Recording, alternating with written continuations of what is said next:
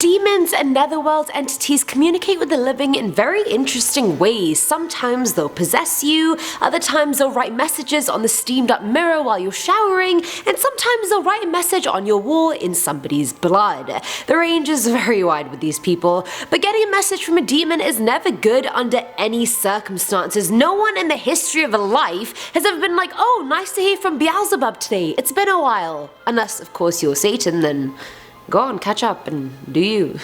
What is up, you guys? Hope you're having an awesome day. I'm your host Ayman Hassan and welcome back to another video. Now before we get into another demon filled video, click here for a scary binge worthy playlist that you don't even need to skip videos for. It's just already done, everything's good to go.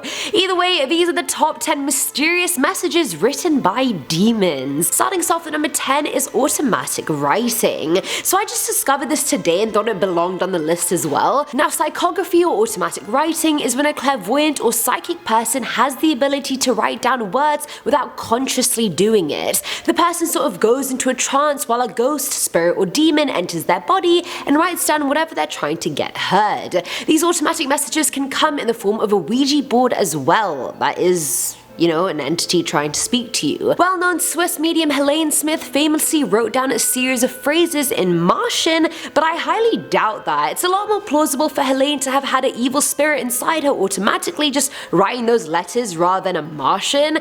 Yes, the letters are unrecognizable, but it kind of looks more like pagan satanic lettering than it does alien code. And of course, we have no idea what the message means, so for all we know, it could be like, oh, the world's ending. And everyone's like, ah, yes. Coming in at number 9 is the devil. This one was shared by Reddit user Whoop, who said that grandma has completely banned Ouija boards from her house due to one incident that scarred her growing up. Honestly, if I was a grandma, I wouldn't need any incident to ban them from my house. I would just be like, that's not coming in here. I haven't got long to live. I'm not trying to get possessed or anything before I go. Now when she was younger, her and her friends decided to mess with the Ouija board, and after asking who they were talking to, the planchette spells out Satan. Now usually demons and evil entities like that are very conniving and will manipulate the out of you before actually telling you who they are. In this instance, Satan literally wasn't even playing, he was direct and was like, it is I, Satan. Now at that point, I would have been like that SpongeBob meme where it's like, I'ma head out. Nah, like that's not me. After the revelation, the friend whose board it was started convulsing and foaming at the mouth for 10 straight minutes before stopping. At number 8, we have the uncle. This one's from Ashley Elaine, who said when she was 15, her grandma asked her to use a Ouija board so they could try and contact her uncle who had died at birth. Now initially, it did seem like they were speaking to the uncle. It was spelling out all the right answers to their questions, so it seemed pretty legit. But after a while, the personality of the entity changed and got darker somehow. It started getting cruel, possessive, and eventually spelled out that it had her uncle and was coming for her next. As soon as it moved to the last letter, Ashley blacked out for a full minute. When she woke up, all the light bulbs in her house had exploded and there was glass everywhere. That was definitely not her uncle who she was speaking to. That kind of manipulation and deceit can only come from demons. We know this by now. How many demon videos have I done? I'm basically a demonologist, you guys. Hire me. Filling at number 7 slot are the texts. So back in July of 2014, Polish priest Father Marian Radchel claimed an evil spirit was mad at him post-exorcism, so it started harassing him by sending him hateful text messages. Didn't know demons knew how to text, but wow, I guess they're really evolving too, getting real tech savvy. The Father Marian would get texts like, shut up preacher, you cannot save yourself, idiot, you pathetic old preacher, and she will not come out of this hell, she's mine, anyone who prays for her will die. Father Marian knows that a human obviously sent the text, but the girl is still possessed by the demon he tried so hard to expel, so I mean, next he's just gonna get an Instagram account and then a Twitter account and then harass the world. You know? I'm just thinking bigger picture here, macro level. Now at number 6 is the mirror. This is from a now deleted Reddit user who lost their mother to schizophrenia and what appeared to be demonic possession. Now just to clarify, back in the day, a lot of doctors thought people with schizophrenia were possessed since they didn't know what schizophrenia was. But this woman was clinically diagnosed with schizophrenia, but it seemed on top of that there was some kind of demon possession going on. The girl's mum would get into strange random fits and become erratically abusive towards the daughter, and then 5 minutes minutes later she'd be fine and not remember what just happened. The weird part was that the mum was only abusive to the user, not her siblings, which didn't make any sense. No one knew why she was targeting her, but after her death, it didn't exactly stop. One night the user was taking a hot shower, but partway through the water got freezing cold for a split second. Now, we've all had showers. When it goes from hot to cold, it takes a while to like get there and then go back. It doesn't just go hot, cold, hot. You know what I mean? Hello. Shower Physics 101. Now when she finally finished, she stepped onto the mat outside and saw something written in the steam on the mirror. It said, "She may be dead, but I'm still coming for you." Coming in at number 5 is Satan's Code. Now I've mentioned this story in a previous video, but it was such a literal example of this list, I was like, I gotta include it. Now back in August of 1676, a 31-year-old sister Maria Creepypasta de la Concisione was found laying down on the floor in her cell. Her face was covered in ink for some reason, and she was found holding a letter written in a code that took centuries to decipher. Maria said the devil wrote the letter to try and get her to stray away from God, as all devils do.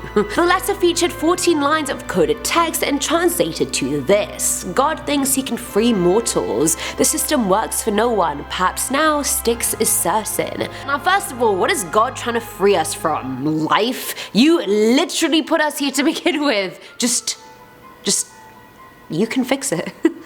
Like, I don't get it. Also, just to explain for some backstory, in Roman and Greek mythology, the river Styx separates the living world from the netherworld. Maybe it meant free us from death, so we'd never have to die, which would technically make the river useless. So because God can't free us, the river is certain?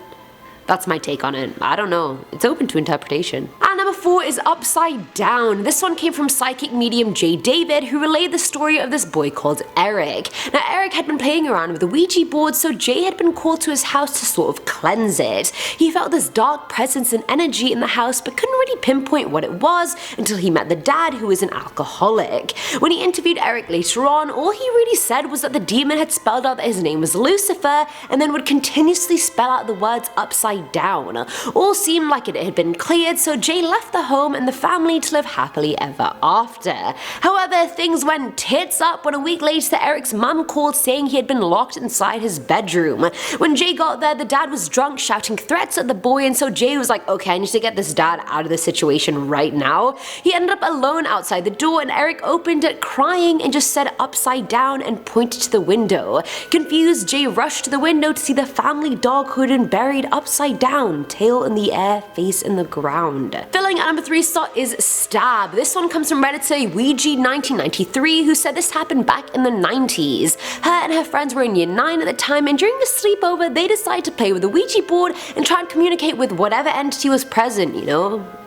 Because that's what you do. I watch movies at sleepovers. Girls in the 90s did other things, even though I also am a 90s kid, so either way, the girl started talking to a Roger, who was not a nice entity. He kept spelling out bitch, referring to one of the girls, and it looked like he really hated her for reasons unknown. And keep in mind, demons are known to lie about literally everything. I doubt Roger was its real name. It's probably Asmodai or something, but that's obviously harder to spell. Roger then started spelling out the word stab over and over again, and the last word it spelled out was kill before the girls decided it was time to stop playing with Roger. Now, I'm no genius, but I'm guessing it wanted to stab the annoying friend. Now, at number 2 is Cindy. Now, Cindy was a 13-year-old girl, the middle child of 6 kids from a very devout Christian family that lived in northern Maine. Now, while she was in the 8th grade, one of her friends let her borrow their Ouija board, and so that night Cindy and her sisters started asking it questions. After they were done, there was something about the board Cindy just couldn't stop thinking about. She started becoming obsessed and making a list of questions she wanted to ask the entity every day. There was 1 hour after school where Cindy was the only one home, so every night she started using the Ouija board. The planchette spelled out hi and that its name was Jake. What is it with demons and adopting really basic names? Like, I'm Jake, I'm a Roger. Like, how do you go from Beelzebub to Jake? Anywho, the name was freaky as hell considering she had a friend called Jake who had died in a car crash when he was in 4th grade. She then asked if it was really him, to which the board spelled out yes. The two continued talking for the next few days, but the conversation started getting darker and angrier, and Cindy realized she wasn't talking to Jake. No Cindy. 2 weeks later, the entity finally spelled out that it was a demon and that if she told anyone, it would kill her. That night, the family found Cindy in the corner of her room crying, and she was later admitted to a mental facility to recover from all the psychological damage she underwent. And finally, at number 1 is The Helper. This one is utterly wild. Like, damn, hell really hath no fury like a woman scorned. And it kind of reminded me of Desperate Housewives for some reason. Either way, back in 1935, a woman started consulting this Ouija board every week about her relationship with her husband. Now, during these entity consultations, if you will, the board kept spelling out that her husband was having an affair with their neighbor and that he had also apparently given this woman a lot of money. After every consultation, this girl would just give her husband a death glare and soon started torturing him. Weeks later, she tied him to the bedpost with wires and whipped his body with knotted ropes. And this man was 78 years old, like this poor old man. She also used a burning poker to brand him and used a knife to stab both his shins. It was only when she put a gun to his head that he confessed to everything she wanted to hear just so he could be free. Satisfied, she put the gun on the nightstand, and at this point, fearing for his life, the husband grabbed the gun and shot his wife 4 times in the back, killing her. He didn't go to jail since it was a justifiable homicide, which I kind of agree with, and we actually have no clue whether he was cheating or not, or if a demon was saying all these things to her just to poison her mind and turn her crazy. Wow. Still haven't played it with the Ouija board, still never will. Still never spoken to the supernatural. Would be open to it, but would rather not. That is the end of today's video, guys. Let me know what you thought in the comments below. As always, I'm your host, Eamon Hassan, and I'll catch you in the next one. Bye! What up, Liz? Well-known Swiss medium Helene. I feel like it's because it's Swiss, she's gonna be like Helene.